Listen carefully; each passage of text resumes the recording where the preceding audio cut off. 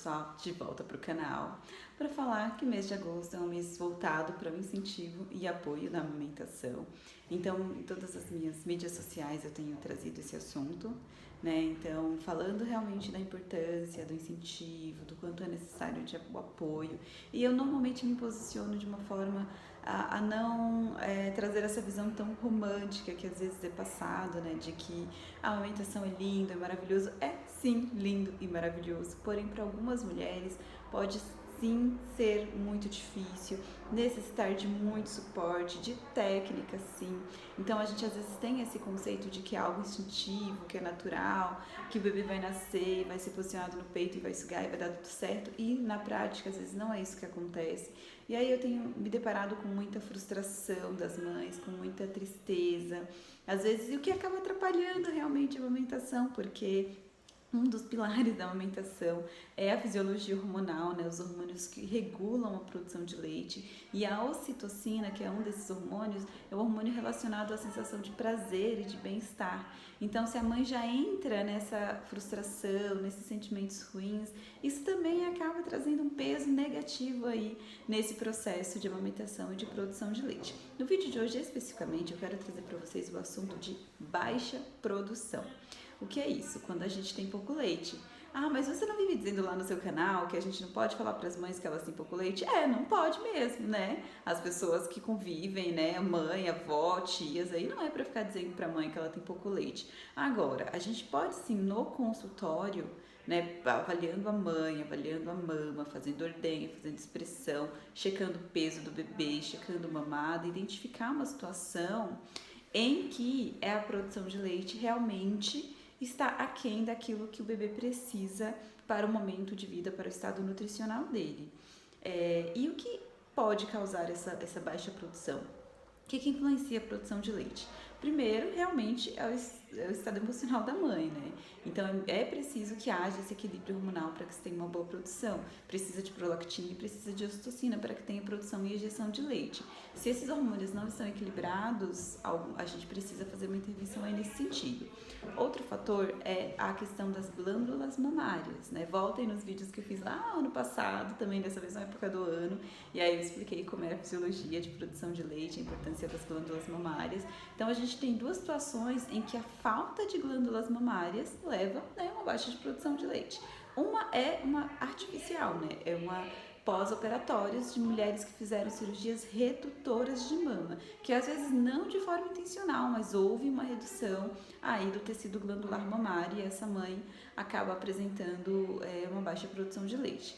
Mas, gente, existe um quadro chamado que é a insuficiência glandular primária. Tem mulheres que mesmo não tendo manipulação das mamas, podem ter um número reduzido de glândulas mamárias e com isso acabam também tendo aí uma baixa produção. E essa insuficiência glandular não tem nada a ver com o tamanho da mama, tá? Então a gente pode ter mulheres com mamas pequenas e que são puramente glandulares e elas têm uma produção maravilhosa, e mulheres com mamas muito volumosas, mais ricas em tecido gorduroso e pobres em tecido glandular, que essa produção não vai ser tão efetiva assim, tão eficiente assim. E isso é avaliado caso a caso, na consulta, no exame, na palpação, na avaliação do histórico familiar dessa mulher, né? Se como foi a amamentação da mãe dela, das outras mulheres da família. A gente tem que ver tudo isso, acreditem. Por isso que não é um palpite da vizinha dizendo que tem baixa produção. Não, é uma avaliação muito, muito detalhada.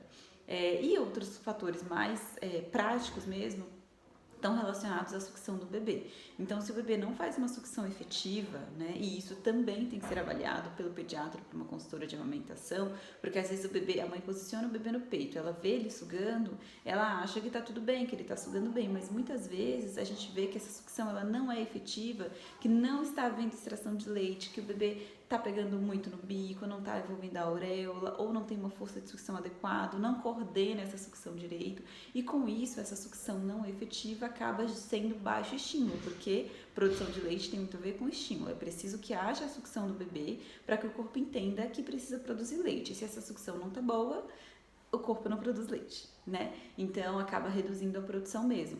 Então é preciso avaliar essa sucção de uma maneira muito detalhada, corrigir o que pode estar atrapalhando. Então às vezes uma pega incorreta, as pessoas ficam muito, eu sempre falei muito disso, né, de como posicionar a história da boca de peixinho, e hoje a gente sabe que vai muito além disso. Algo que às vezes passa despercebido nas maternidades é o frenúncio lingual curto.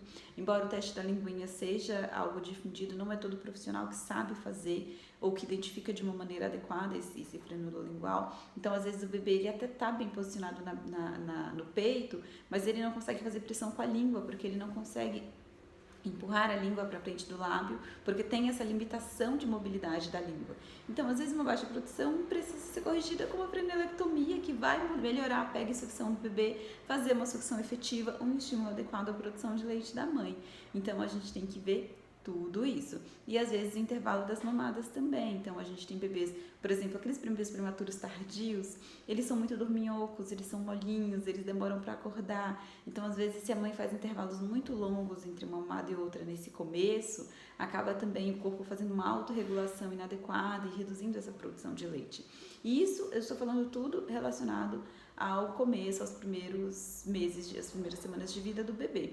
É comum que por volta do 3º mês as mães sintam uma redução da produção de leite, então o peito que vazava para de vazar, mas isso, gente, até aproveito para você aqui que isso é normal, isso é a fisiologia normal do organismo. Por quê? Com o passar do tempo, o corpo da mulher vai fazendo uma autorregulação e produzindo a quantidade de leite que o bebê precisa. Então é comum que elas sintam realmente a mama um pouco mais flácida no final do dia, que o peito já não encha tanto, não vaze tanto, e isso não significa que está com baixa produção, tá? Que precisa fazer alguma estratégia aí para aumentar a produção de leite, não. Às vezes isso é totalmente fisiológico e a gente não precisa fazer nenhuma intervenção em relação a isso. E existem situações em que a gente quer estimular essa produção de leite, estimular um aumento, e geralmente coincide com a volta ao trabalho da mãe, porque eu trabalho muito aqui no consultório com a questão de fazer ordenha, armazenamento de leite materno, para que o bebê não precise mesmo usar a fórmula, exceto se for realmente necessário, e às vezes a mãe já está ali totalmente regulada para uma produção de leite para um bebê que mama já em intervalos regulares, porque a gente está falando de um bebê de 4, de um bebê de 6 meses, mas quando ela volta ao trabalho, que ela fica muito tempo longe do bebê, é muito comum que essa produção, no primeiro dia, né, nos primeiros 2, 3 dias ela tem a mama ela túrgida, engurgitada ao longo do dia que ela está trabalhando, mas depois o corpo de novo, se autorregula para reduzir essa produção, porque ele entende que o bebê está mamando menos, mas a gente não quer que ela reduza, que essa produção caia, porque a gente precisa que ela ordenhe. Então, geralmente, a primeira estratégia é que ela faça ordenha ao longo do dia, no ambiente de trabalho, e nem sempre isso é possível, né? Mas quando possível, sim. E aí, diante de todos esses exemplos de situações em que a gente precisa, ou não vou nem dizer que a gente tem uma baixa produção, mas que a gente precisa aumentar a produção de leite, tem várias estratégias que, como profissional, seja pediatra ou consultor de amamentação, a gente pode lançar mão para melhorar aí e realmente não precisar usar fórmula, embora eu sempre impus, gente, fórmula não é uma vilã, tá? Ela muitas vezes é um recurso necessário até diante de todas essas situações. A gente precisa parar de, né, colocar as coisas em extremos, né?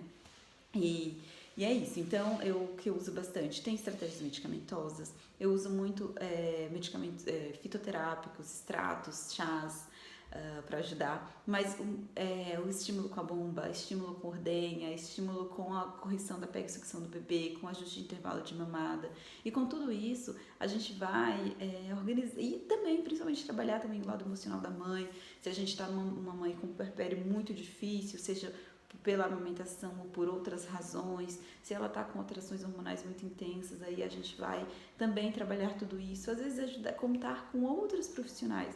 Então, como por exemplo, às vezes a psicoterapia tem que entrar junto, um terapeuta, fazer outros cuidados voltados para a mãe, buscar muita ajuda da rede de apoio, porque às vezes essa mãe está precisando de um suporte que ela não consegue expressar, ela não consegue dizer o que é.